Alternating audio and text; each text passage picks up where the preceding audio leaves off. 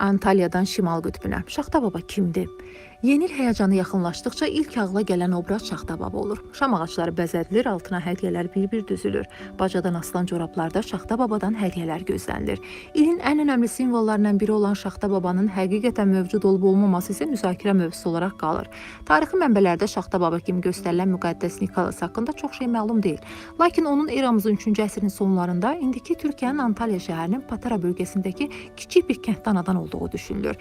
Əfsanələrə görə Santa Claus kimi də tanınan müqəddəs Nikolas ilk dəfə Hollandiyalı mühacirlər tərəfindən New Amsterdama, yəni bugünkü New York şəhərinə gətirilib.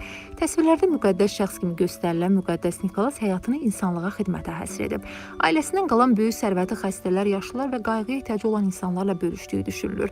O həyatını Tanrıya və insanlara xidmət etməyə adamış xristian şəxsiyyət kimi tanınır. Müqəddəs Nikolasın anım günü hər il 6 dekabrda bayram kimi qeyd olunur. Bayram müddətində uşaqlara hədiyyələr verilir. Beləliklə, müqəddəs Nikolasın xeyirxahlığı və həyatını Tanrıya və insanlara xidmətə həsr edən şəxsiyyəti uşaqlara paylanan hədiyyələrlə simvollaşdırılır və yad edilir. Şaxta babanın ilk təsviri 1863-cü ildə New Yorkda yayımlanan Harper's Weekly jurnalı üçün çəkilən karikaturadır. Karikaturanı çəkən Thomas Nast Şaxta baba təsvirini hazırlayarkən miladdan əvvəlki gecə şeirindən ilham alıb. Bugünkü Şaxta baba fiquru isə Hudson Bloom tərəfindən formalaşdırılıb. 1931-ci ildə Coca-Cola reklam kampaniyası üçün hazırlanan Şaxta baba kostyumunun rəngi isə Coca-Cola'nın çap rəngindən ilhamlanıb. Hudson Bloom Şaxta babanı ağ xəz detalları olan qırmızı kostyumda kök, ağ saqqallı kişi kimi təsvir edir.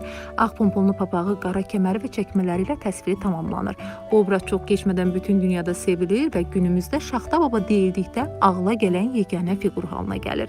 Şaxta baba olaraq tanınan müqəddəs Nikolasın 343-cü ildə təxminən 65 yaşında vəfat etdiyi düşünülür.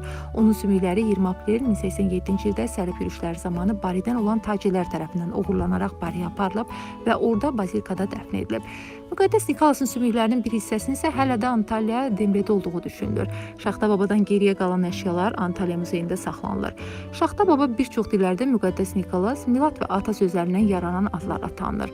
Santa Claus, Papa Noel, bəzi Avropa və Latin Amerika ölkələrində Christkindl və ilk dəfə Martin Luther tərəfindən istifadə edilən Almanca Christkind, yəni Məsih uşağı adının təhrif olunmuş versiyası yazılı mənbələrdə rast gəlinən adlar arasındadır. Şaxta baba uydurma personaj hesab olunur, lakin müqəddəs Nikolasın xeyirxah şəxsiyyəti və ehtiyacı olanlara payladığı sərvət Şaxta baba personajı üçün ilham mənbəyi olmuşdu. Şaxta baba uydurma personaj olsa da ona məktub göndərmək istəyən milyonlarla insan var. Xüsusilə uşaqlar yeni il həyəcanını yaşayıb hədiyyələrini bacada gözləyirlər. Şimal qütbündəki poçt idarəsi hər il təxminən 500.000 məktubun Şaxta babaya çatdığını bildirir.